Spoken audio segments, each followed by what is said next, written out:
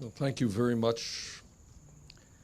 And let me thank the SCLC, the Drum Major Institute, Martin Luther King III, and Dr. Charles Steele for inviting me to participate in this enormously important call to action.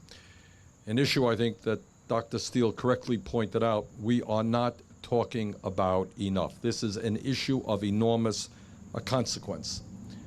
I am reminded that a few months ago, I visited with my wife and many other members of Congress, Selma, Alabama, to honor the incredible bravery of those who marched, who put their lives on the line on Bloody Sunday 50 years ago. And we understand that change does not take place, and that is the theme, I think, today, unless people stand up and say enough is enough. We are not going to see democracy undermined in the United States of America. How can we go around the world and talk to developing countries about the importance of democracy when we are losing important elements of our own democracy? Enough is enough.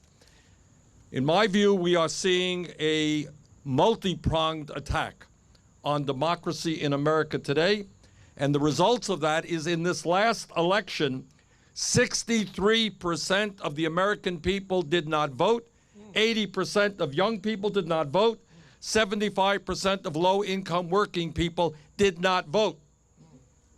So what we are seeing is a low voter turnout, but we're also seeing something else that should be put on the table. And one of the reasons that people are not voting is they're saying, well, I have one vote, but there are millionaires and billionaires out there that are pouring huge amounts of money into the political process. Does that sound like democracy? When one family can put more money into the political process than either the Democratic or Republican Party? Does it sound like democracy when billionaires are literally buying candidates? That doesn't sound like democracy to me. And obviously, what we are here today to focus on is that it has been 2 years since the Supreme Court gutted the Voting Rights Act, which has unleashed a torrent, as Martin Luther King III just told us, of state legislation, which is disenfranchising people all over the country. Now, I guess there are not many elected officials up here. I'm an elected official. I have run for office on many occasions. Sometimes I've won and sometimes I've lost. It has never occurred to me to run in an election and figure out a way that I could suppress the vote. My job as a candidate is to get people to vote for me based on my ideas. My job is not to figure out a way to keep people whose views are different from mine from voting. And let me be very clear and say it in a nonpartisan way. Anybody who is suppressing the vote, anybody who is intentionally trying to keep people from voting because that candidate knows that those people will vote against him or her, that person is a political coward. That person is undermining American democracy. That's right. If you don't have the guts to run for office on your ideas, then you shouldn't run for office at all. You shouldn't be running for office trying to keep people, trying to suppress the vote. And as we've already heard, we already have serious problems in terms of voter turnout, lower than many other countries, and in terms of how we register to people to vote. In my view, and we will introduce legislation on that, I believe today, we will make voter registration automatic. Shouldn't be complicated. If you're 18 years of age, guess what? You are registered to vote. Other countries are doing that. As has been heard, many other countries have 90, 95% people who are registered to vote. We are at 68%. That is wrong.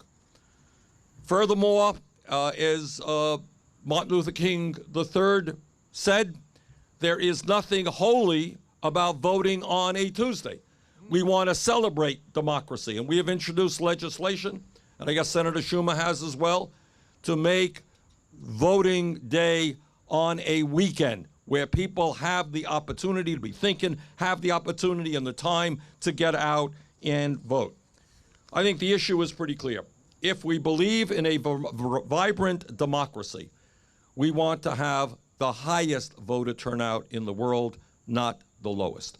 And we must oppose ruthlessly and as hard as we can any effort to suppress the vote. Voter fraud is, in fact, a serious crime in my view and should be punished. The good news is we have virtually no voter fraud in America. What is the fraud is the people are changing laws because of so-called voter fraud. That's the fraud.